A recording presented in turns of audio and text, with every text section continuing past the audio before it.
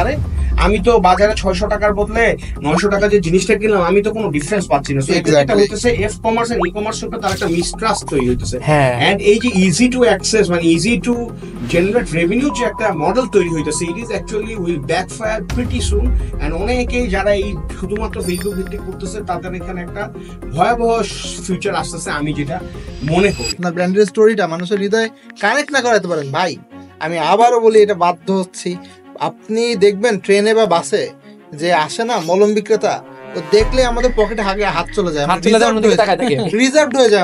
আমরা তো পকেটটা কাটতে দিতে চাই না। সো কেউ যদি আমি টের পাই আগে থেকে যে ভাই এ তো আমার পকেট কাটবে, এ তো আমার কাছ থেকে টাকা নিয়ে যাবে, এ তো সেল করতে আসছে, তাই আপনি সবার থেকে বলেন যে আমি ডিফারেন্ট প্রোডাক্ট নিয়ে আসছি, ডিফারেন্ট সার্ভিস নিয়ে আসছি। তা ভাই ডিফারেন্ট প্রোডাক্ট নিয়ে ডিফারেন্ট সার্ভিস নিয়ে আসছেন, ডিফারেন্ট চ্যানেলে ওয়াই নট?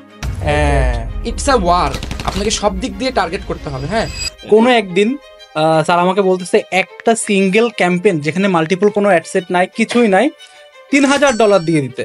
আমি যদিও স্যার আমাদের একটু রেসপেক্টেড, সেকেন্ড কোনো কোশ্চেন করার কোনো স্কোপ নাই, তারপর আমি জিজ্ঞেস করছি স্যার আসলেই কি এই টাকাটা দিব?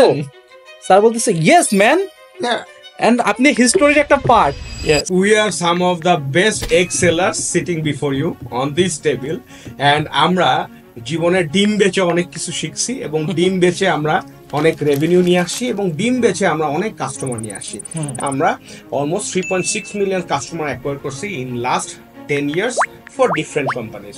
আমি লাস্ট যে কোম্পানি ছিল আমার এক্স কোম্পানি, সেই কোম্পানিতে আমাকে যে সিইও, তিনি সিইওর সাথে এক্সাম মানে আমাকে ইন্ট্রোডিউস করে দিচ্ছেন এইভাবে যে ওই যে যত বেশি কল পান ডিমের কল সব এর কারণে যায়।